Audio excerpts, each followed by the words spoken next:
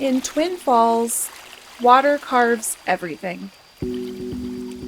Our plans, our pace, even the rock.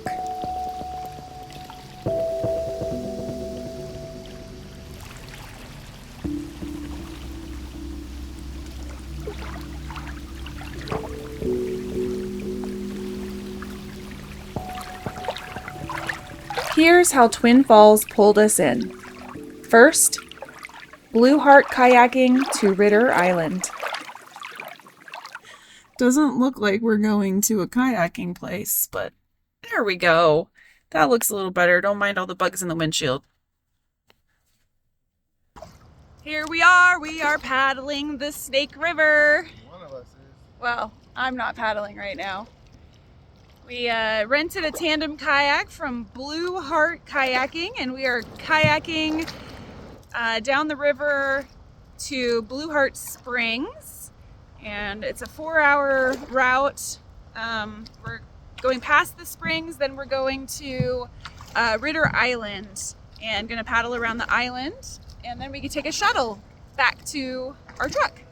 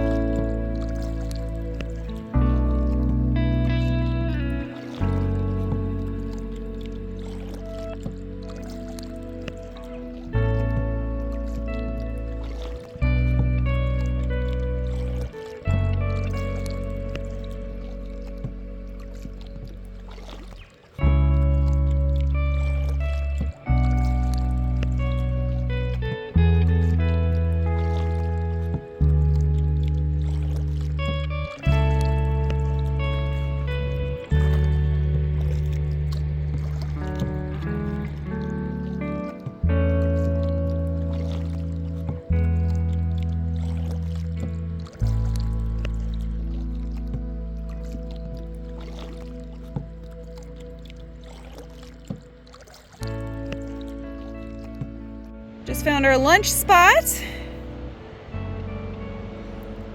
here on Ritter Island.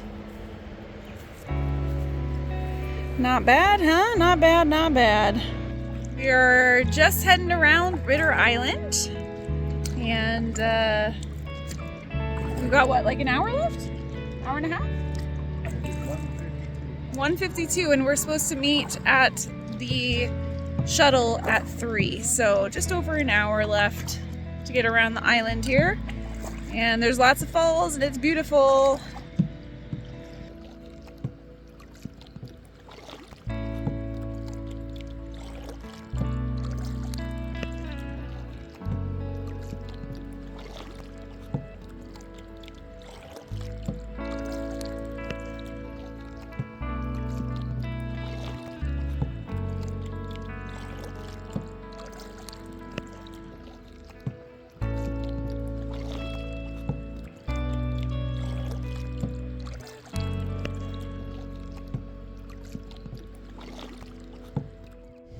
Got done kayaking with Blue Heart Kayaking, and it was fun. We did the 4-hour excursion down to Blue Heart Spring, and then the extra hour and a half paddled down to Ritter Island, and then the loop around Ritter Island, and that was challenging. That loop? Yeah, that was challenging. That was hard. It's a lot of paddling because you're going against the current, and it's a pretty good current. So anyway, it was fun. Highly recommend it. The tandem kayak was only $70, so you know, for a 4-hour excursion, that seems like a pretty decent price to me. So recommend it.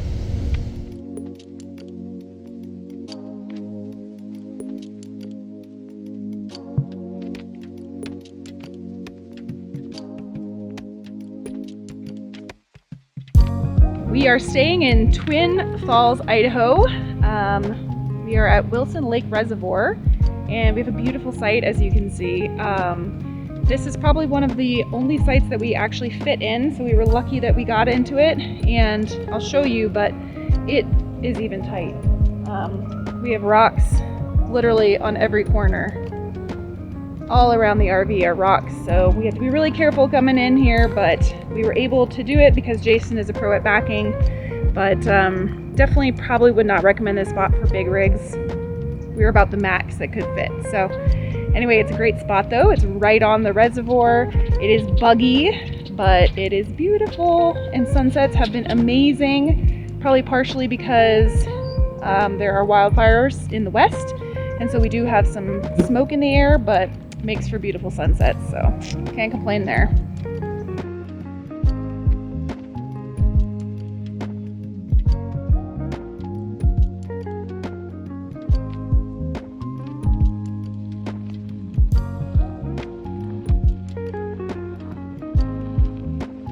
We would not be able to do this if we did not have an Anderson hitch.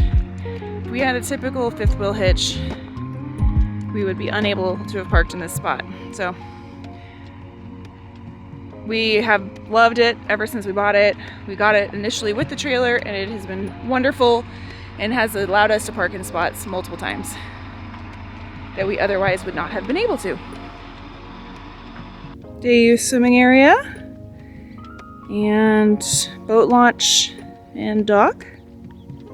This is the green grass over in the day use area that supposedly you can camp in. However, there are phone numbers listed on some of the signs, and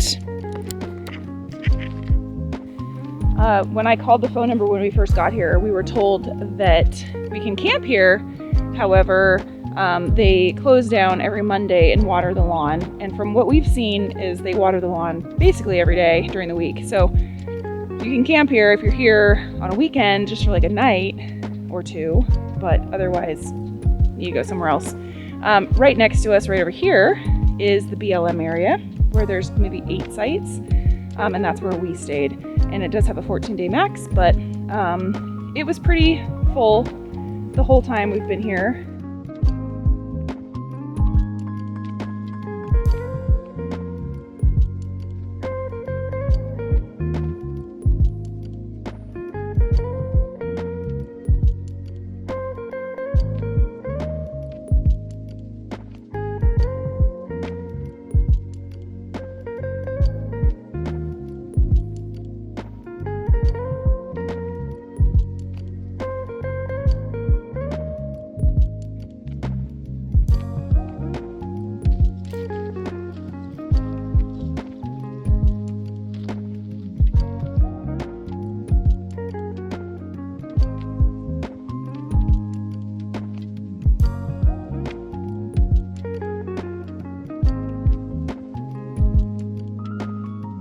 Given time, water always wins.